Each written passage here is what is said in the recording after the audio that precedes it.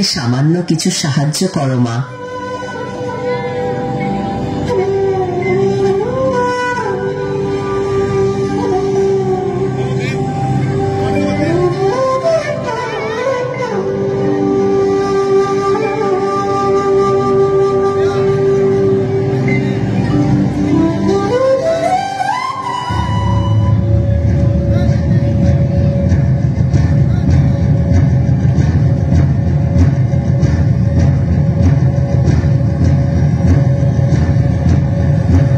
চাল নেই, ডাল নেই ঘরে, আর তুমি আছো ভিক্ষুক নিয়ে।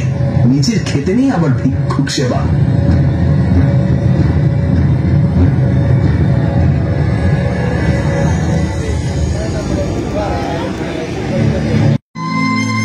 মনের ফসল দিয়ে কি পেট ভরবে? যত সব অযুক্তি কুযুক্তি। তোমার ফসল তোমার কাছে রাখো।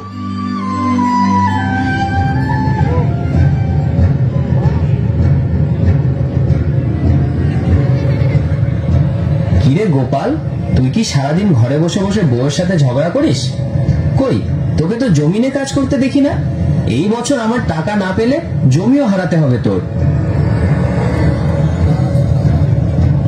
আজ্ঞে মশাই, আপনি আপনার টাকা যথাসময় পাবেন। তা দিতে পারলে দেখবো অকর্মণ্য মানুষ কোথাকার। সারাদিন ঘরে বসে চাল নেই ডাল নেই বললে তো হবে না। তুমি মানসিকভাবে দুর্বল। মনের শক্তি না আসলে মনের জমিতেও ফসল হবে না, ধানের জমিতেও ফসল হবে না।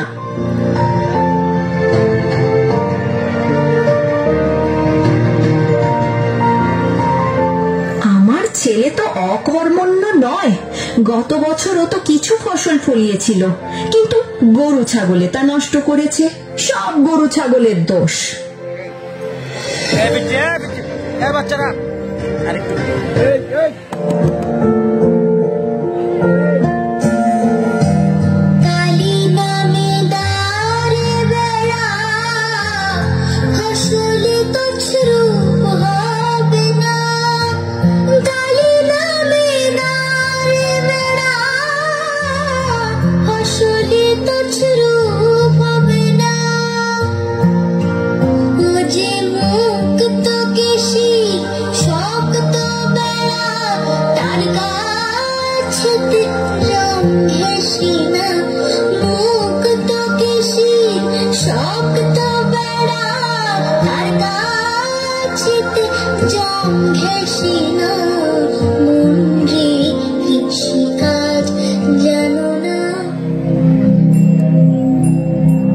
শোনো, তুমি তো আমাকে বলো আমি সারা দিন কালি কালি করি কেন?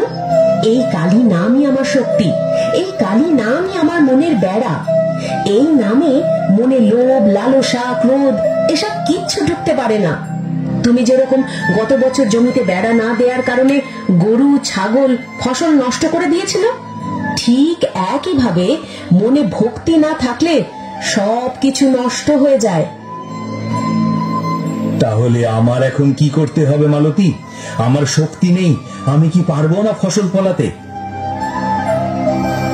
তোমার মনে ভক্তি নেই, আলস্য, হিংসা, লোভ এগুলো তোমার মনে বাসা বেঁধেছে।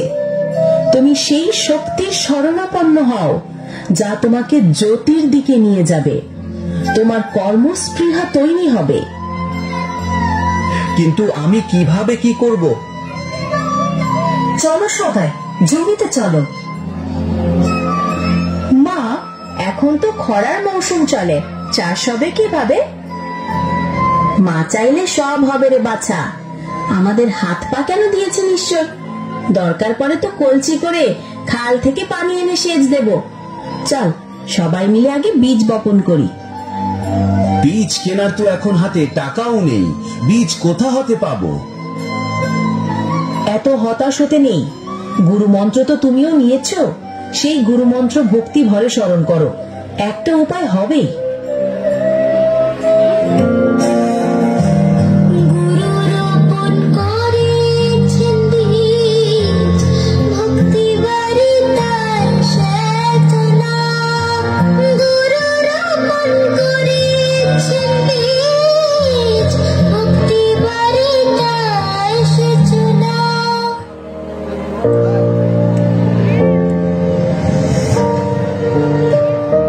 আমি জমি তৈরি করে বীজ বপন করে রেখেছি বৌমা, তোমরা শুধু গিয়ে সেচ দাও। তাহলে তো জোগাড় হয়ে গেল, চলো সকলে মিলে জমিতে যাই।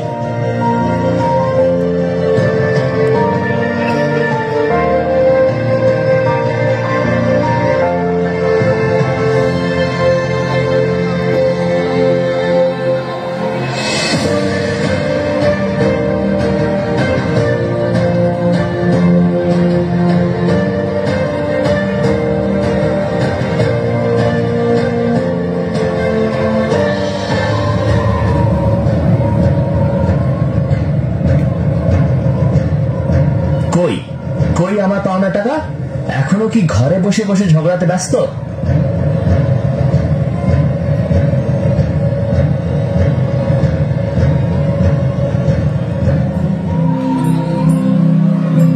এখন আমাদের ওপর আর ঋণের কোনো বোঝা নেই, আমরা ঋণ থেকে মুক্ত, আর ঘর ফসলে স্বয়ং সম্পন্ন।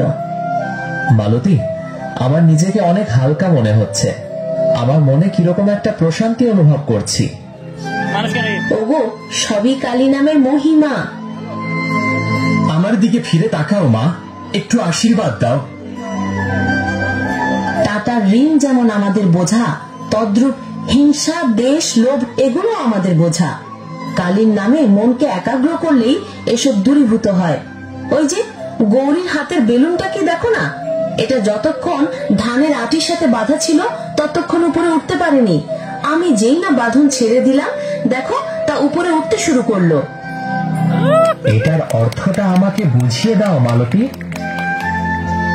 এর মানে ওই যে ধানের আটিটা লোভ, হিংসা, কাম, ক্রোধ এগুলোর রূপক, আর বেলুনটা আমাদের মন। যখন মন এই কাম, ক্রোধ ইত্যাদি থেকে মুক্ত হবে, তাও বেলুনের মতো উপরে উঠতে শুরু করবে, জ্যোতির দিকে ধাবিত হবে।